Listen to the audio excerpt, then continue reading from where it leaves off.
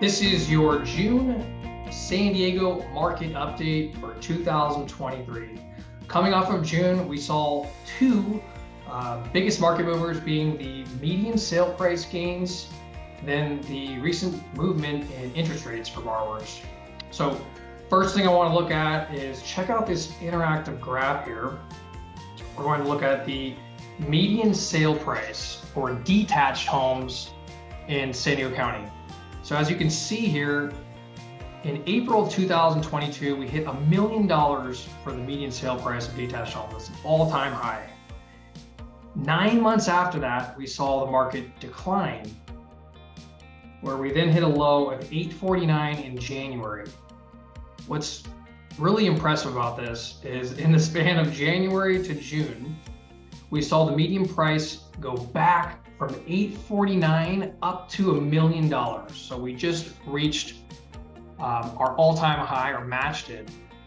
What's even more fascinating about that is that this is in an environment where rates were trading at 4%. Back last year, we hit the all-time high, and now they're at 6.5%.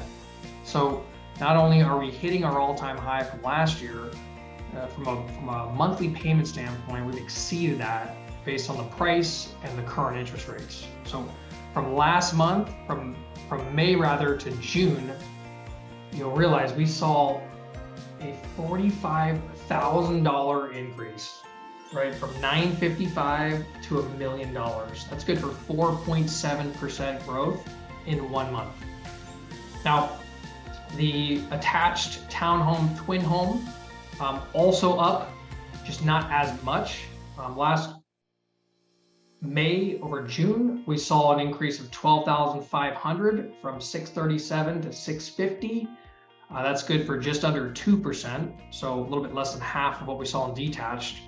Now, overall, for all property types, we put all those together, what we're seeing is a total of 855 last year as the all-time high, and in June, 840. So for all property types, detached, townhome, twin home, condos, we're just under our all-time high met of last year. Overall, not at all where we thought we'd be at this point in the marketplace, but phenomenal price gains. The second thing though is the interest rates, right? So the 10-year treasury is what is often used for lenders to borrow off of. So 10-year treasury, as we'll show the graph here, has been pretty stable in the first portion of this year, as we saw borrowers jump back in the market knowing that rates were not as volatile as they were last year. So buyer confidence came back, and right now we're still in a multiple offer situation on most properties. Now, as we see the rate movement change, right, which is likely because the Fed's meeting next week on July 25th, likely to see an increase there.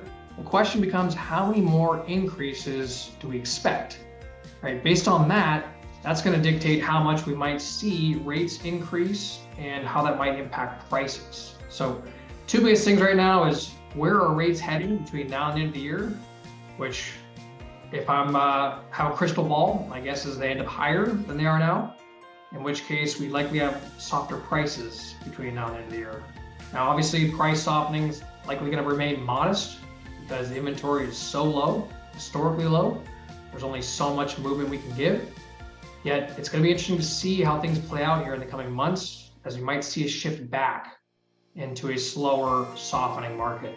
Stay tuned for July update, as that will sure to give us more evidence and clues as where we might be heading.